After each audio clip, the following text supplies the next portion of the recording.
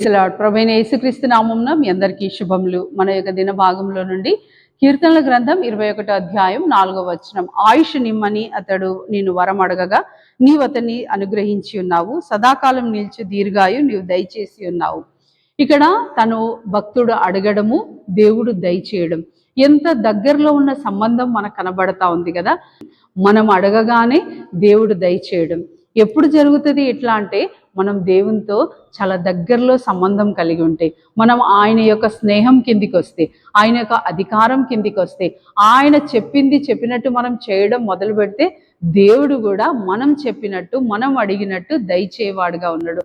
ఇంకా అంతకంటే నువ్వు అడిగిన దానికంటే ఊహించిన దానికంటే ఎక్కువగా చేయగలిగిన సామర్థ్యత కేవలం మన ప్రభు వారికే ఉంది. ఇక్కడ దావీదు మహారాజు ఒక వరం అడుగుతాడు. తన యొక్క శత్రువుల చేత అనేక విధాలుగా బాధింపబడినప్పుడు, అనేక యుద్ధములు, భయంకరమైన పోరాటములు, పరిగెత్తుడు, ఇవన్నీ తన జీవితంలో ఉండి ఉన్నప్పుడు ఆ రోజుకి బహుశా తను అనుకున్నాడేమో, ఈ రోజుకి నేను బ్రతికి ఉంటే చాలు, రేపటి దినాన రేపే చూసుకోవచ్చు అని అనుకున్నాడేమో. నాకు ఆయుష్ నీవా ప్రభు అని అడిగినప్పుడు దేవుడు ఎంత కృపగలిగిన వాడుగా ఉన్నాడో చూడండి.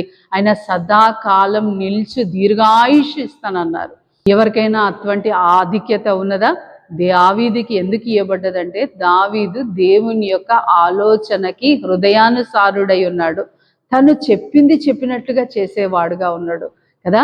ఇంతకు ముందు కూడా సమూయేలు గ్రంథంలో మనం చూడొచ్చు, దావీదు అడుగుతాడు కదా, ప్రభువా నా కుటుంబ పక్షాన మేలు చేయవా అంటే దేవుడు దావీదుకి ఎలాంటి దీవెన, ఎలాంటి ఆశీర్వాదం ఇస్తాడంటే, నా సన్నిధిలో నిత్యం ఆశీర్వదించబడిన వాడుగా నువ్వు ఉంటావు అని దావీదుకి దేవుడు సెలవిస్తా ఉన్నాడు.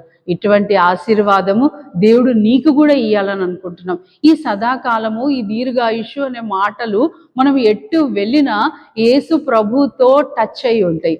మనము ఈ యొక్క జీవితంలో అడిగే ఏ దీవెనైనా ఈ ప్రస్తుతం ఉన్న పరిస్థితుల వరకే, ప్రస్తుతం ఉన్న సంవత్సరంలో, ప్రస్తుతం ఉన్న దినముల వరకే మనం ఆలోచిస్తాం. కానీ దేవుడు మన విషయంలో ఈ ఒక్క రోజుకి, కొన్ని సంవత్సరాలకు కాదు ఆలోచించేది. ఆయనను నిత్య జీవంలో ఉండాలని, నిత్య జీవమును రక్షణను నువ్వు అలంకరించుకోవాలని, ఆయన ఇచ్చు బహుమానములను నువ్వు తీసుకోవాలని దేవుని యొక్క కోరిక. చూడండి, మన తల్లిదండ్రులు కూడా ఆ ఒక్క తరం వరకే ఆలోచిస్తారు. కానీ నీ దేవుడు, నా దేవుడు సదాకాలము గురించి ఆలోచిస్తున్నారు. నువ్వు ఆయనతో ఉండాలని, ఆయనతో నువ్వు కూడా జీవించాలని, నీవు ఆయన ఉండు స్థలంలో ఉండాలని దేవుని యొక్క కోరిక. కాబట్టి నువ్వు చేయు ప్రతి పని అది ఈ రోజుకి, 2 రోజులకు, సంవత్సరం వరకే ఆ నిలిచి ఉండేది చేయకుండా, మనం నిత్యము నిలిచిండు ఆ దేవుడి యొక్క, ఆ శాశ్వతుడు అయిన దేవుడి యొక్క రక్షణను అలంకరించుకొని ఆయనతో జతవారిగా మనం ఉండాలని దేవుని యొక్క కోరిక. రండి ప్రార్థన చేసుకుందాం. ప్రియమైన తండ్రి, యేసు ప్రభు ఘనమైన నామంలో దేవా, మీరు మాకు ఇచ్చిన దీర్ఘాయుష్ను బట్టి మీకు ఎంతో వందనాలు చెల్లించుకుంటూ వస్తున్నాను. ఈ రోజుని చూడుటకు మీరు ఇచ్చిన గొప్ప దీవెన బట్టి మిమ్మల్ని స్తుతిస్తున్నాం. దేవా, మా వంటి వారి పైన దేవా నువ్వు నిత్య కాలము దీర్ఘాయుష్తో కూడిన దీవెన అనుగ్రహిస్తానని ఆ శుభప్రదమైన నిరీక్షణతో కూడిన వాగ్దానం మాకు ఇచ్చారు. అందుని బట్టి మీకు ఎంతో వందనాలు చెల్లించుకుంటూ వస్తున్నాను. మేము మీతో కూడా ఉంటామనే నిరీక్షణ మాకు దయచేసినందుకే మిమ్మల్ని స్తుతిస్తూ, మిమ్మల్ని ఆరాధిస్తూ యేసుక్రీస్తు పరిశుద్ధమైన నామంలో ప్రార్థిస్తున్నాం తండ్రి. ఆమేన్.